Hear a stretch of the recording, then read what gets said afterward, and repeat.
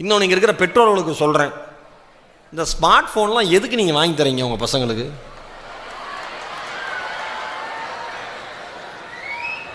அன்றைக்கி ஒரு அம்மாட்ட கேட்குறேன், எதுக்காப்பா நான் 30,000 ரூபாய்க்கு ஃபோன் வாங்கி கொடுத்த பையனுக்குன்னு கேட்குறேன். அந்த அக்கா சொல்லுது, 3 நாளாக சாப்பிடல தம்பி.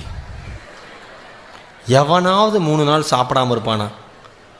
திருட்டு பையன் வீட்டில் சாப்பிடாம வெளியில் சாப்பிட்ருப்பான், ஃப்ரெண்ட்ஸோடு சாப்பிட்ருப்பான். இந்த அம்மாவுக்கு வீட்டில் சாப்பிட்லன்னு வருத்தம், 3 நாளாக சாப்பிடல, மனசு கஷ்டமாக இருக்குப்பா. பேசவே மாட்டேங்கிறான்ப்பா, பேசலைன்னா போயிட்டு போகிறான், அடுத்த 3 நாள் கழித்து பேசுவான். அம்மா அப்பாவோட வீக்னஸ் இவனுக்கு தெரியும், என்ன பண்ணால் வாங்கி கொடுப்பாங்கன்னு. ஒன்று சொல்லவா, நீங்கள் சம்பாதிச்சு வாங்குகிற 1100 கூட ஸ்மார்ட் ஃபோனாக இருக்கும். உங்கள் அம்மா அப்பா காசில் வாங்குகிற ஆப்பிள் ஐஃபோன் கூட 1100 தான் இருக்கும். ஏன்னா நீங்கள் யாருமே ஸ்மார்ட் ஃபோனை ஸ்மார்ட்டாக யூஸ் பண்ணுறதில்ல.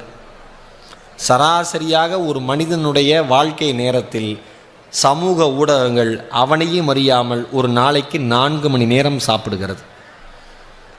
உங்களுக்கு ஒரு ஃபேஸ்புக்கு, ஒரு ட்விட்டர், இல்லை ஃபேஸ்புக்கு இன்ஸ்டா அக்கௌண்ட் இருந்ததுன்னா ஒரு நாளைக்கு 4 மணி நேரம் 4 மணி நேரம் நீங்கள் லூஸ் பண்ணுறீங்க, மறந்துடாதீங்க.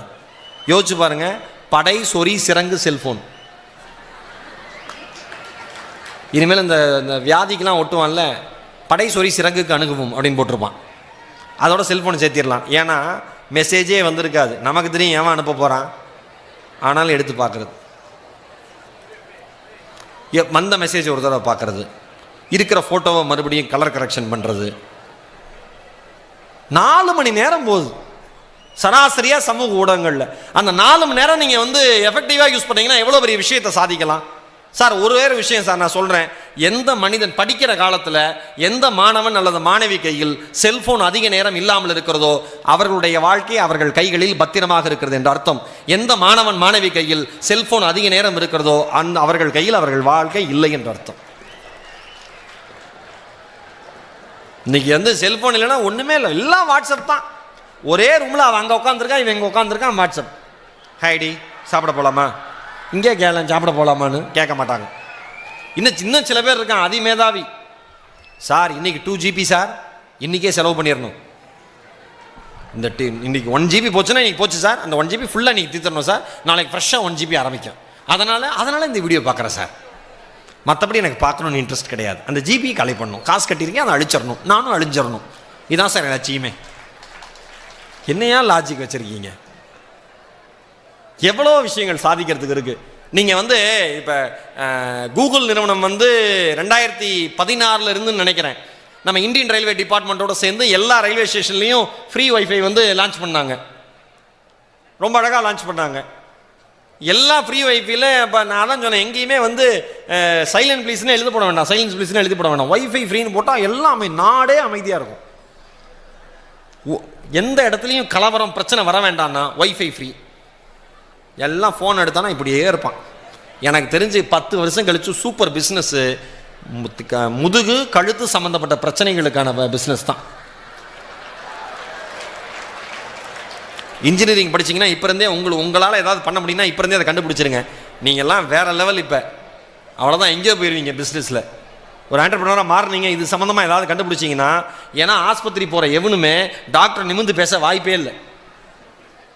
டாக்டர் என்ன பிரச்சனைன்னு கேட்பார், சொல்கிறவன் இப்படியே தான் சொல்லுவான், ரொம்ப பின்னாடி பிரச்சனையாக இருக்குது டாக்டர் இப்படி தான் கேட்பார், என்னப்பா பிரச்சனை அப்படிம்பார். அவர் மூஞ்சை பார்க்குறதுக்கே டாக்டர் கீழே போகணும். ஒரு விஷயம் தெரிஞ்சுங்க, இந்த உலகத்தில் ஒரு விஷயம் பரபரப்பாக பேசப்படுதுன்னா அதை வச்சு 10 வருஷம் கழிச்சு ஒரு மிகப்பெரிய பிஸ்னஸ் இந்த உலகத்துக்கு காத்திருக்குன்னு அர்த்தம். எல்லாமே பிளான்டு, எல்லாமே பிஸ்னஸ், எல்லாமே அரசியல். இதெல்லாம் புரிஞ்சுக்கணும் நம்ம எல்லாமே. பழைய காலத்தில் வாழ்க்கை முறையில் எவ்வளோ சந்தோஷம். அம்மா அப்பா இன்னைக்கு பசங்க அன்னைக்கு பிறந்த 6 மாத குழந்தைக்கு செல்ஃபோன் கொடுத்துட்றாங்க பார். அது பார்த்துக்கிட்டு என்னன்னே தெரியல, கலர் கலராக வருது கண்ணில், அப்படியே பார்த்துக்கிட்டு. ஐடியில் ஒர்க் பண்ணுறவனுக்கே எல்லாருமே என்ன சொல்கிறாங்கன்னா, 20 நிமிஷத்துக்கு மேலே சிஸ்டத்தை பார்க்காதீங்க, கண்ணை பிளிங்க் பண்ணி நீங்கள் இது பண்ணுங்கள், கண்ணை மூடி திறந்துங்க. ஏன்னா கண்ணில் நீரே இல்லாமல் நீங்கள் பாட்டு சிஸ்டம் தொடர்ந்து ஒர்க் பண்ணிட்டு இருந்தீங்கன்னா கண் பாதிப்பு வருங்கிறான். பெரிய நம்ம படித்து முடித்து நல்லா ஆரோக்கியமாக இருக்கிற 20-22 வயசு பொண்ணுக்கும் பையனுக்கும், 6 மாத பொண்ணுக்கு 1 வயசு பையனுக்கெல்லாம் ஃபோனை கொடுத்து விட்டுறது. ஷேர் ஆட்டோவில் பார்க்குறேன், இன்றைக்கி 4 அக்கா உட்காந்துருக்கு, 4 அக்கா மடியில் 4 குழந்தை இருந்திருக்கு, 4 குழந்தை மடியிலையும் 4 செல்ஃபோன் இருக்குது. இப்படியே பார்த்து ஆட்டிக்கிட்டே போயிட்டே இருக்கு. என்ன வாழ்க்கையில் எங்கே போயிட்டு இருக்கோம்? ஏதாவது ஒரு புதிய கண்டுபிடிப்பு, ஒரு புதிய தீர்வு வேணும்ல இந்த வாழ்க்கையில்.